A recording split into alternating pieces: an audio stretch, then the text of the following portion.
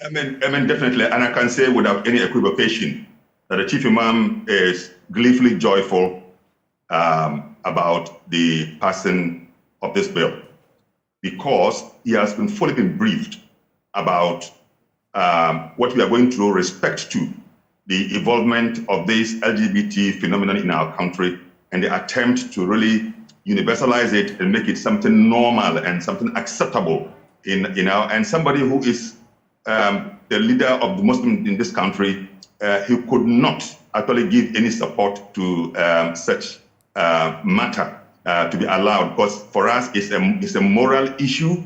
It's something that also it goes to the very heart of the protection of the family which in the Muslim understanding of things is the property of God.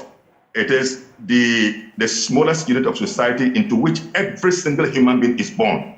A family, to form the family, you need a man and a woman to come together. They give birth to children. And so the progeny and generations that are come are all formulated and all protected and nurtured within the context of family.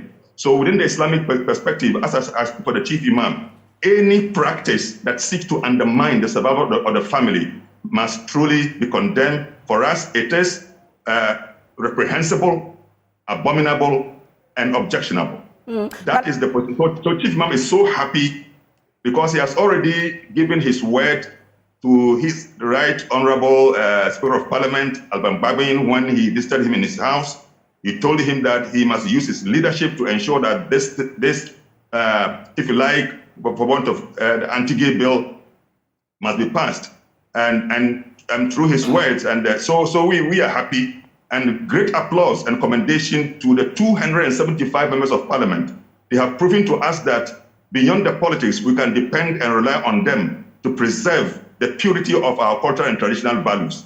And I think that my good friend George there, in spite of my disagreement with him on a number of issues, for this one, he receives my greatest commendation, and I think I cannot resist the desire to tell him in the face that, look, he has done well. I have listened to him at the level of UN, and he has remained consistent on how he feels about this matter, and his leadership in this matter is something that worth our applause.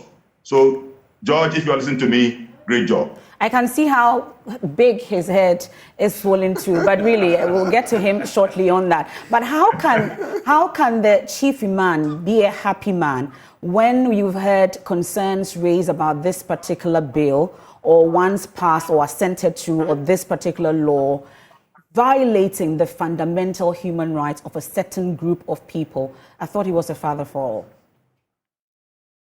The issue we are dealing with, I think we need to contextualize this discussion very well. We are not talking about the human right of the violation of somebody's human right, but that we are talking about something that threatens the very survival of society. And any law, and laws are made for people. Democracy is human-centered. It is for the benefit and the survival of society that we enact democracy and our laws. So any law that is put in place, or any principle of democracy that undermines the very survival and purity of the family, it means it is injurious to the very survival of our society. That is why it should not be viewed as just a mere academic exercise. Indeed, it's not an academic issue. It is not a human rights issue, but it's about the survival. And any law that is harmful to society, society must really think together within our wisdom.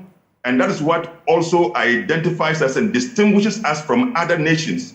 You can go to the UN declaration of their destiny, and you see how the issue of the family has so been emphasized.